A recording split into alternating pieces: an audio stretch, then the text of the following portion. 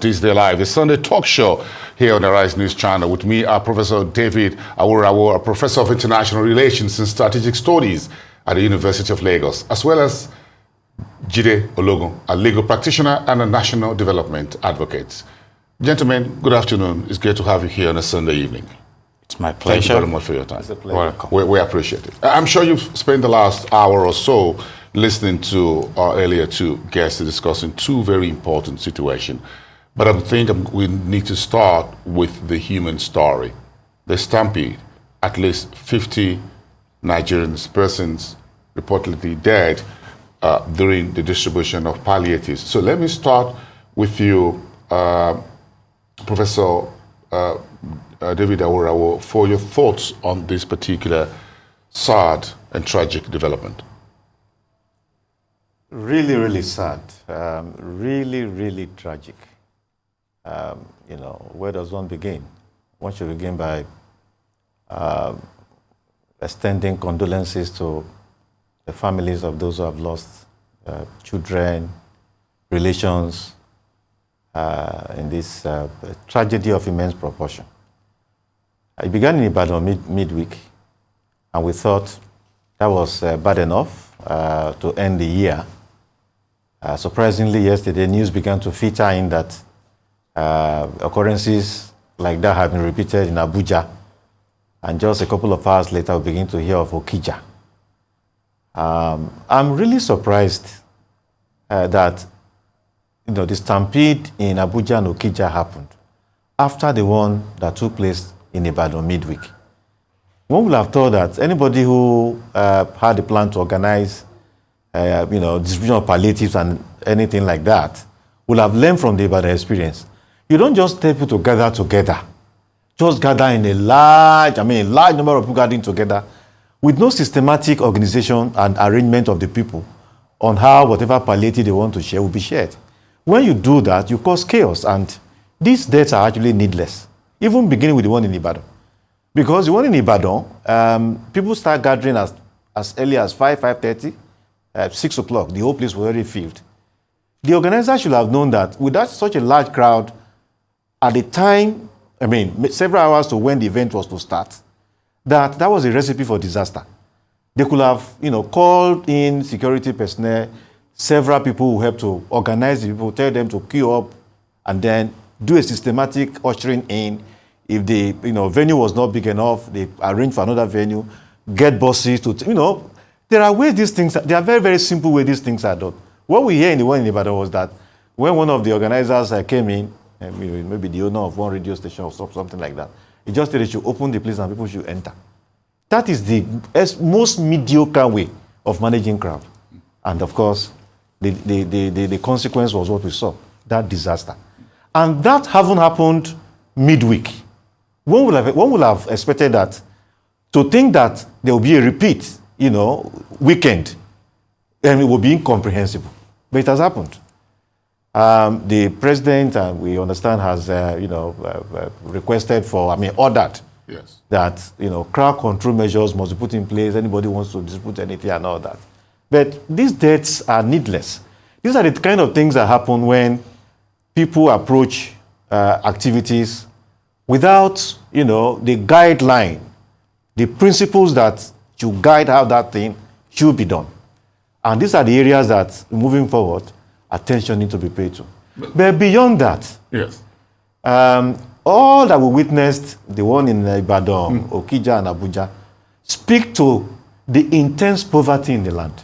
And we're coming to that in just a second. Let me ask Barrister Ologun to give me his thoughts, and I'm sure your thoughts will run very similar to Professor Aworawo here, as far as this tragic, and he just brought it up to me to say, look, we just had Ibadan in less than 72 hours or thereabout, and similar such incident happened on two other locations in this country.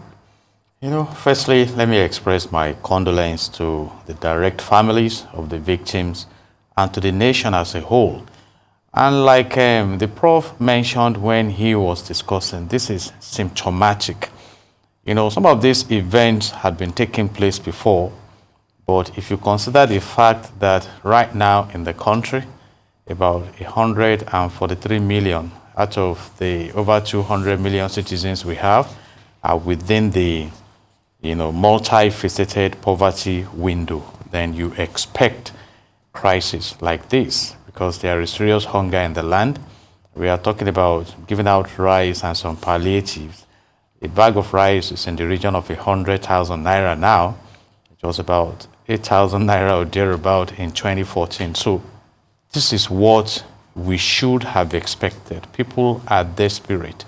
And it takes me to a matter we have neglected for a long time, which though I have been mentioning. Let's focus on the fundamental problems we have in this country, not the symptoms.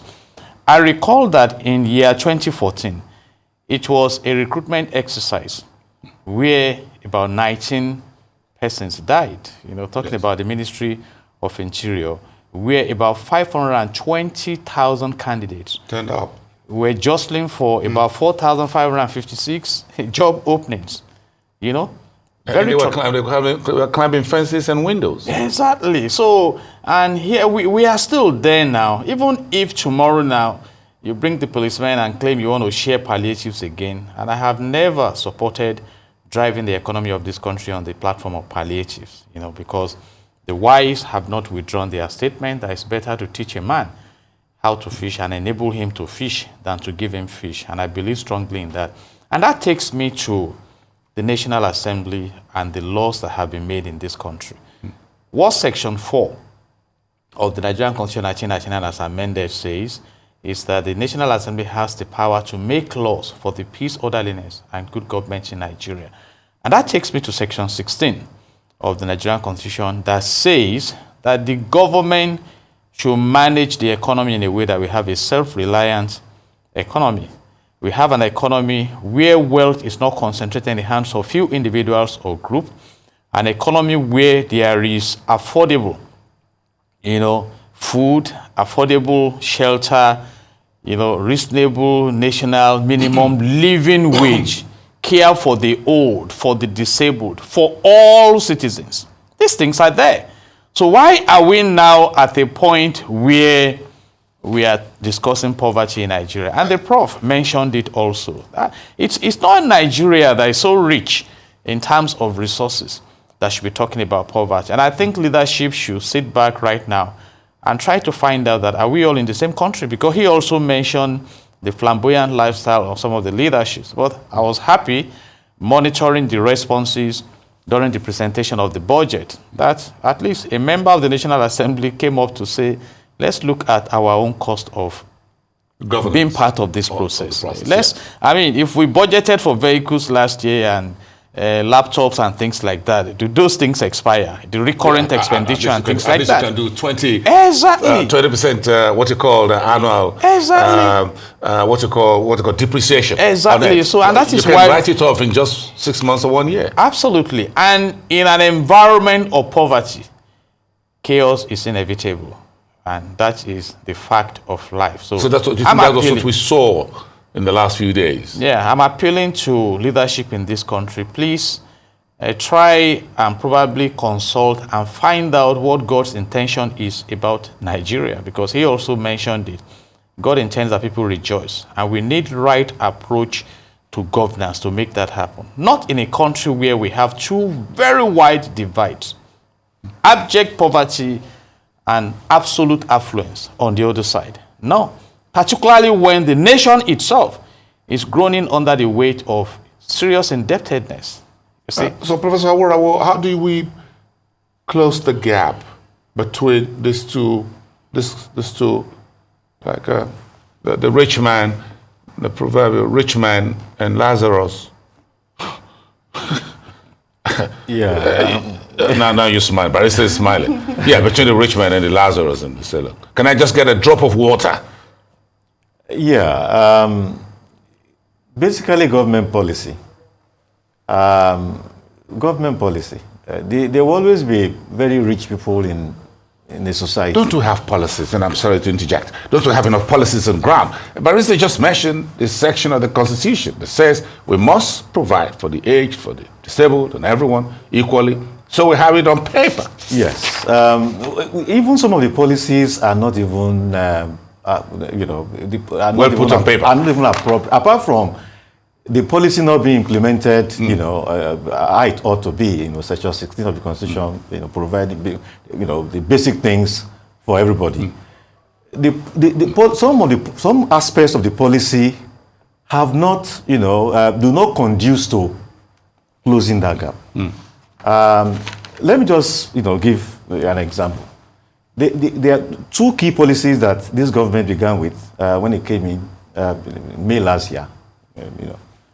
One, removal of subsidy, which has led to intense poverty in the land. Second, floating the naira.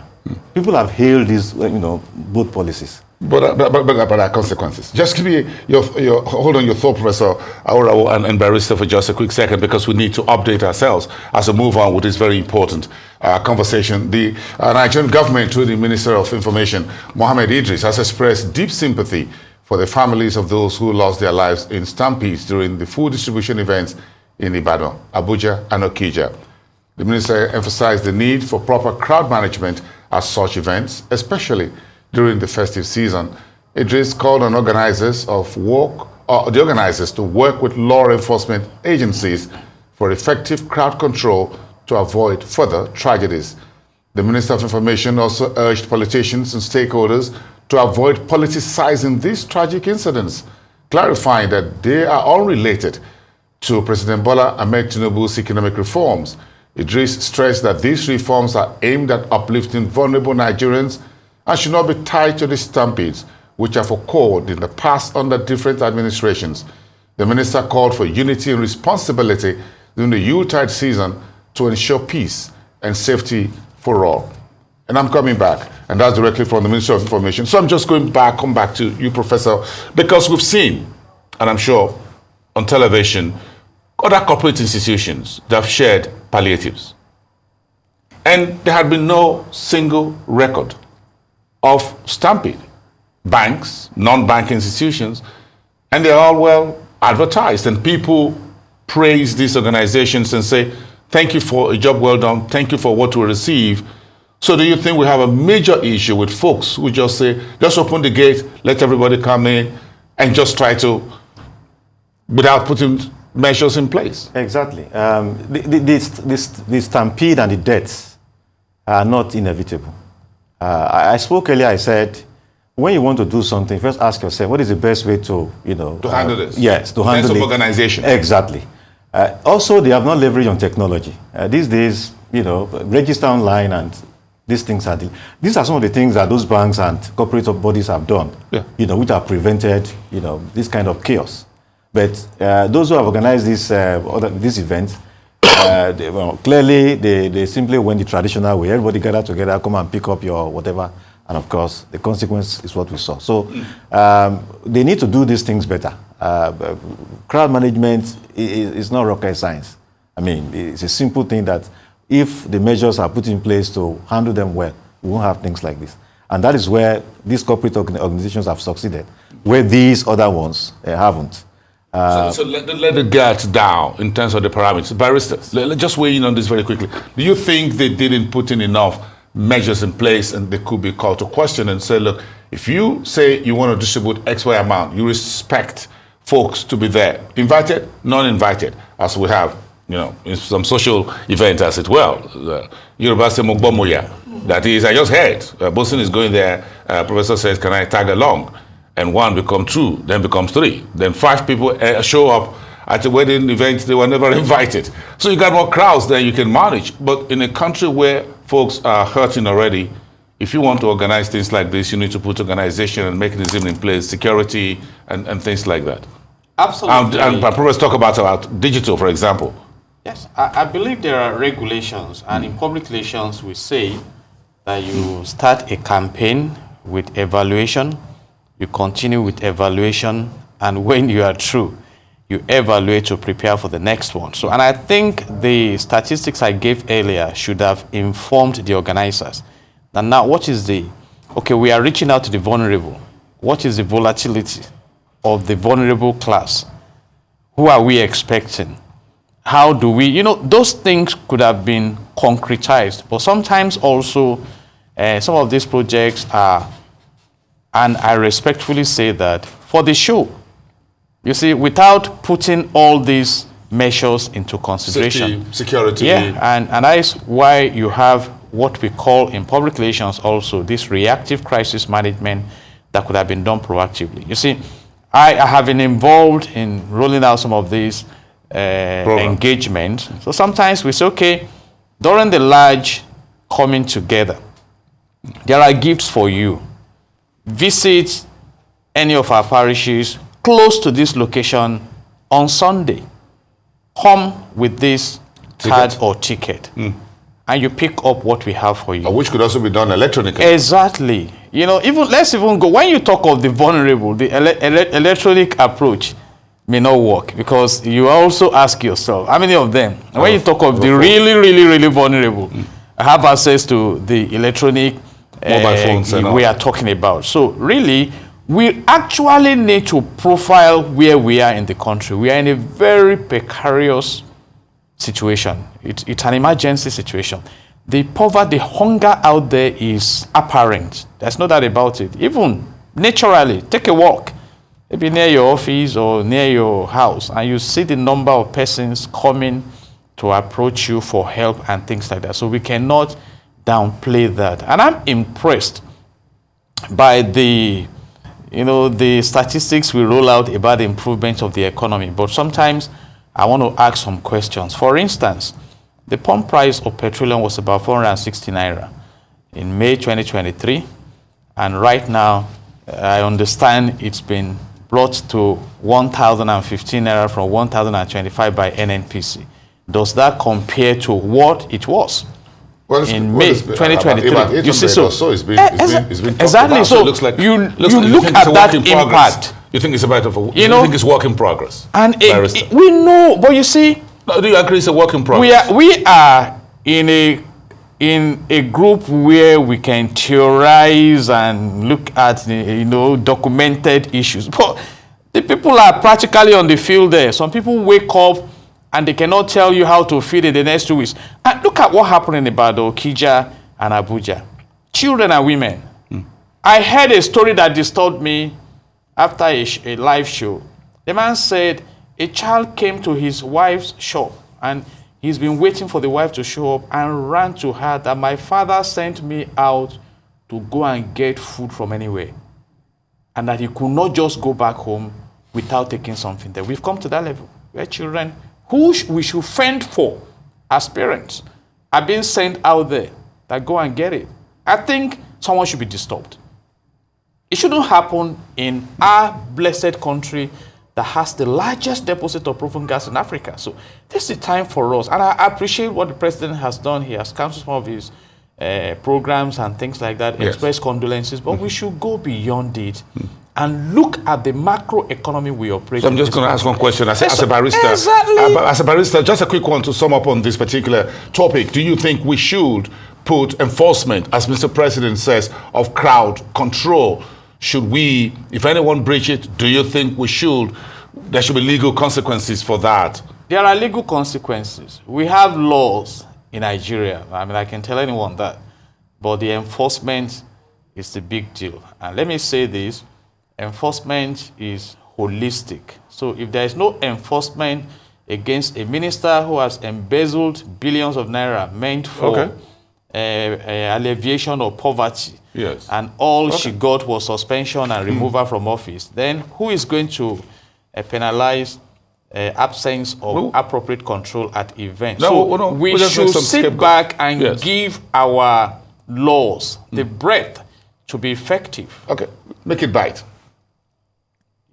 You said it. Yeah, you said it. We should make it bite. Let's talk about the budget, gentlemen, as we begin to look at the show. Let's look at the budget.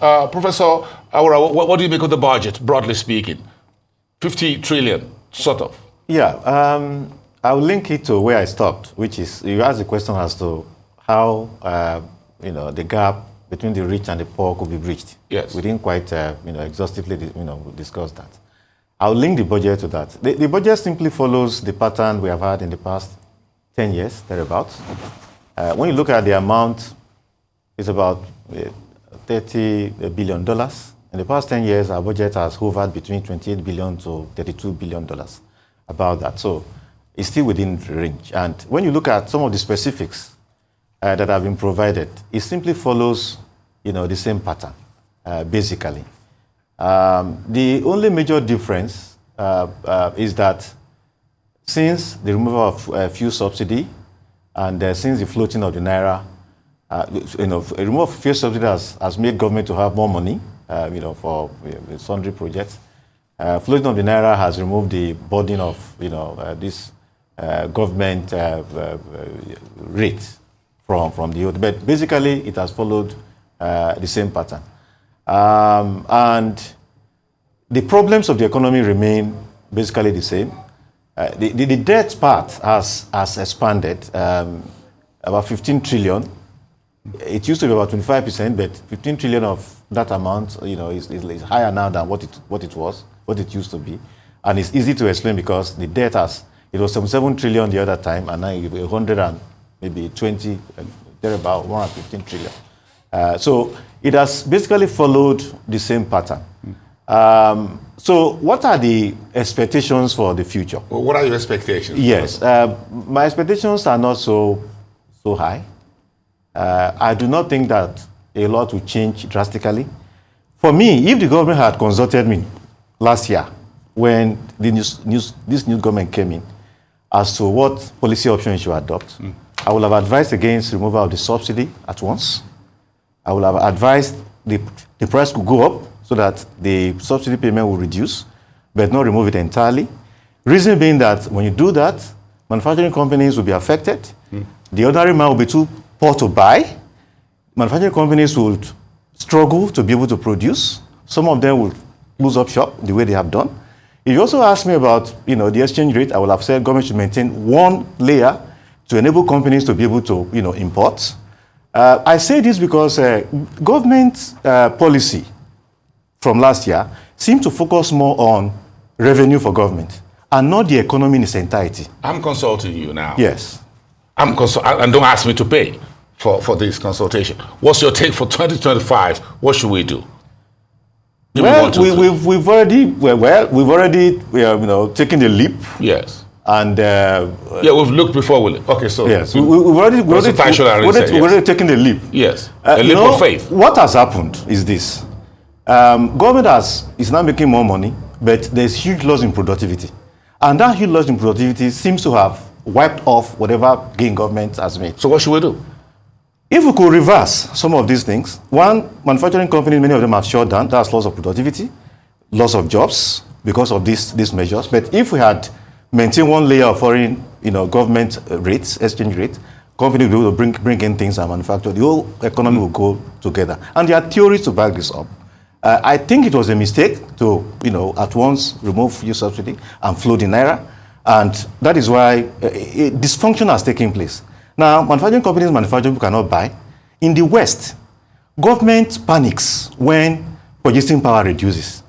The government begins to spend so that people can have money to be able to buy things. So the current state of things where people are so poor that they can't buy things is not good for the economy. Second, government panics in the West when companies face the risk of shutting down. In fact, during COVID in the United Kingdom, government gave money, cash, to medium and small scale enterprises so that post-COVID, the economy will not struggle. It doesn't make sense to just say, government is making a lot of money, and then there is dysfunction in the economy. So what do you think we can adopt? I think there could be a reversal of some of these policies. Okay. It will be better and easier. We'll make faster progress to get to where we are going. If, this other alternative approach I'm presenting were to be followed. Now we've consulted you. But one more thing. Let me just make an addendum. Dr. Yusuf also talked about other levels, federal government, state and federal. Yes. See what is happening in Niger State, how they have, agriculture has expanded, mechanized agriculture, because most of the agriculture we do is subsistence, which really is good because it's able to prove, So you think the Niger State is the way to go? Yes, the other states should, follow that example. We should not just look at federal government as the one that will solve all the problems. federal and local governments have a whole lot to do. I completely agree. My state of data gets 30% derivation. If you look at the allocation, a huge sum of money. If you in fact, I was doing a study at some point. There was the time that my state data got 140 billion in over a period of time. Ekiti State got 32 billion over that period, which means Delta State got 100 billion more than Ekiti did within that period of time. So they should be changed. We should see something different in a state like that. In terms of support, so we should, why would we look at federal government? So let me ask Barrister Judicial Ologun on this. What are your thoughts? What would you recommend for next year, based on the budget, based on where we are? Thank you. The budget has been tagged budget of restoration, securing peace, and reenacting prosperity, and that's what I expect should happen. Because when you talk about budget, there are projections. For instance, about 4.9 trillion is budgeted for defense and security, about 4.6 for infrastructure, then 2.48 trillion for health, then education about 3.52 trillion. But I'm still worried about the deficit aspect of it. And what do you think we can do about the deficit? We should become productive.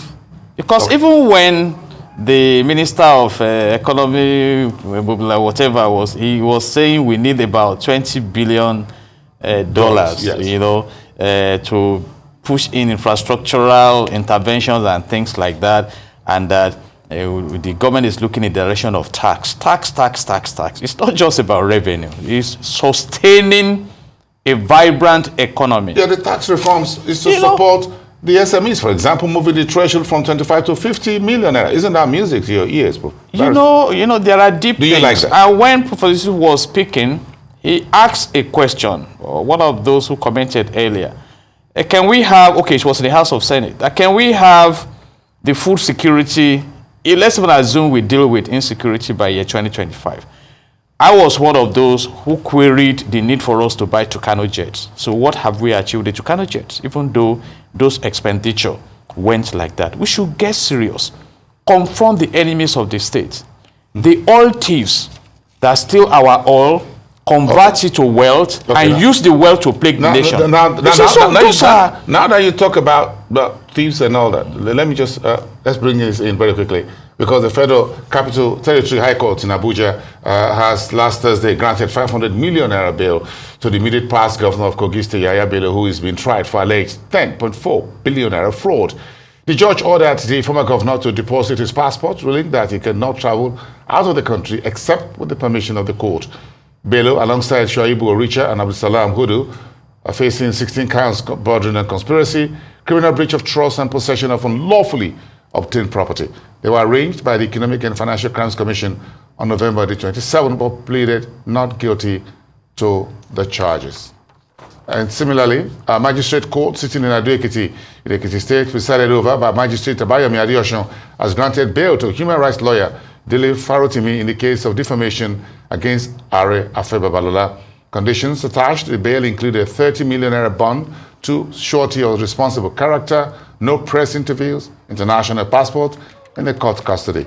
Adjourned until February 13th, 2025.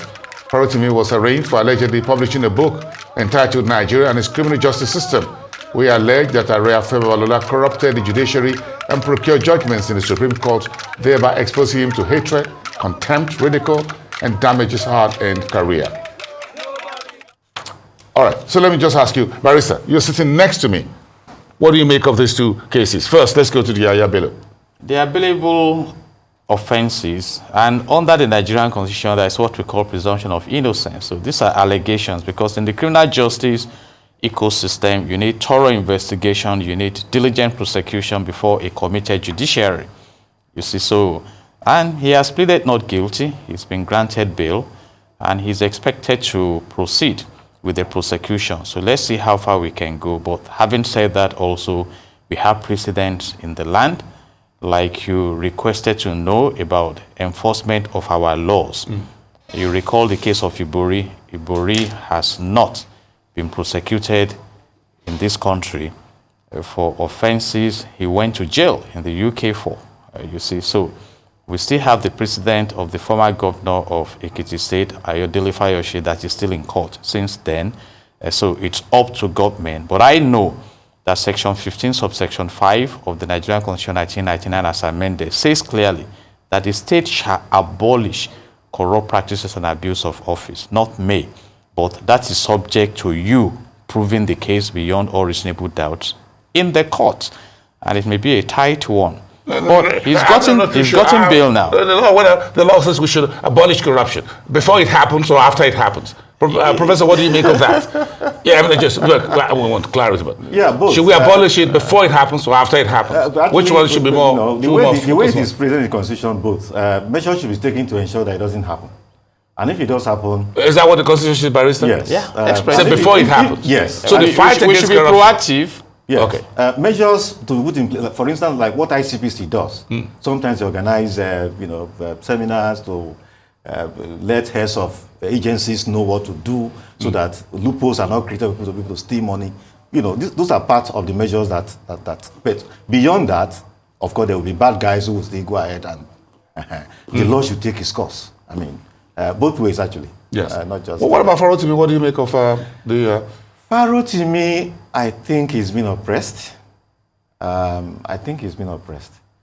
your personal. Well, yes, I've reflected and said, what if it were someone like Michael Zekome that wrote that book? Will he have been subjected to the kind of treatment that Farotimi has been subjected to? But is it a function of the book or what was written in the book? No. I'm talking about how he has been treated. Yes. I think he's been maltreated, but that will be sorted out at some point. Well, perhaps if he didn't write it in a book. No, but yes, I'm coming to the second point, which is the point that people who support Farotimi have not addressed. People are so emotive about it, and the man is oppressed. Yeah, just as I'm saying. But the other part, my training does not allow me to just look at, he's been oppressed, and it ends there. The content of the book. To me, the book is a very bad book. I'm also a writer. I'm also a publisher. There are principles that guide good works. When you write, you provide evidence. Many of the claims he makes, in fact, virtually all the claims he makes on this matter, no evidence. And what do you expect Ariafibalo to do? No. Yes, I thought he should have filed the case is already in court. I thought he should have filed a civil suit, though, since Lagos, the matter is in court, yes. And I'm sure we have a barrister here to let me just add one thing to the whole thing. The language used in the book, I'm so disappointed. Somewhere in the book, I think page 57 or thereabout, Farotimi calls Ariafibalo unschooled. We should not, look, being an activist does not give you the right to insult people. Okay, now those are your personal. Yes. Barrister, what do you make of it? This, let me synchronize by telling us that in Section 131 of the Evidence Act, yes, if you allude to some facts, you are under obligation to prove, which we call the burden or onus of proof. And that is where Farotimi is now. It's not about how people feel, whether they are emotive or not. You've made some claims, and I hope and pray, like Prof. Aworawo mentioned, that he has his, facts right, because this appears to be a long journey. So whether he's been oppressed or not, Ariafibalo is also entitled to defending his career integrity. And talking about corruption in the justice system, I've mentioned it also that I think the justice system itself is aware that there is need for rebranding. So it's neither here nor there. But right now, I mean, they are all lawyers, and I'm monitoring to see how the matter will go. But it's a billable offense. I'll be surprised if you're not. That's what you're barrister. It's a billable offense. What else are we monitoring on this day live this evening? A makeshift memorial for the victims of the attack on the Christmas market in Germany.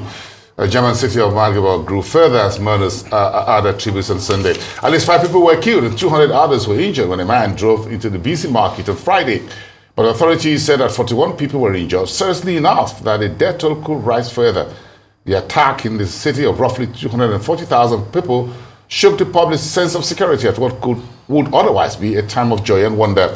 The driver, a 50-year-old doctor who immigrated from Saudi Arabia back in 2006, surrendered to the police at the scene. A prosecutor says that, among other things, investigators are looking into whether the attack might have been motivated by the suspect's dissatisfaction with the German treatment of Saudi refugees. This had happened before as well, and we'll keep talking about what measures can we take. Let's have your final thoughts, Professor. 1 minute. Yeah, it has happened before, and it tends to happen around Christmas. Yes. Yes, maybe around Christmas most of the time. Yeah, December, yes. It's tragic. It's tragic, and it makes one sad because many of these people who migrated from several places, we have people within the Western countries that are opposed to governments taking them in. Governments manifest liberal tendencies, and I remember Germany when there was that large number of people under Angela Merkel. Angela Merkel was advocating that people are displaced. The chancellor, yes. Yes, for them not to come in and begin to carry out terrorist attacks, it's really, really disturbing. It will arm right-wing people to say, look, refugees, we don't want them, and they will be justified. But Barrister Ologun, let's summarize with you, 30 seconds. What are your thoughts on this? The German government is looking at the earlier profiling of that character, individual, whether there was a breach of security intelligence, because he was actually branded not to be a dangerous species, and he has come out now to show something deadly. And it also speaks to psychological issues. I recall at a time the UK was resistant to some Syrians in the UK that went home when Assad started his bloody campaign at home to support. And when they were returning to the UK tried to prevent them from just synchronizing to the society. So this issue of psychological hatred and vengeance may not go away. And I hope that Germany will come to the end of this, just to be preventive and proactive. But for the young man, 50 years of age, I think he has achieved whatever his intentions are, and he has surrendered to the police for thorough investigation. This is really sad. And we thank you very much, Professor Aworawo from the University of Lagos and Barrister Judicial Ologun. Quite unfortunate that on a Sunday evening like this, we've got to discuss both international and local disaster story in the manner of speaking, which are clearly avoidable. But our heart and mind goes to everyone, both here in Nigeria and in Germany and elsewhere around the world. Well, at this time of the year, people are getting together. Thank you very much. Enjoy the rest of your evening. You've been watching This Day Live, the Sunday talk show here on Arise News. I am Bosun Omofaye from the entire team and myself here at the studios in Lagos, sitting in for Dr. Ruben Abatis. Goodbye for now, and thank you very much for watching. Arise News channel continues with the rest of the programming for the evening. Bye for now.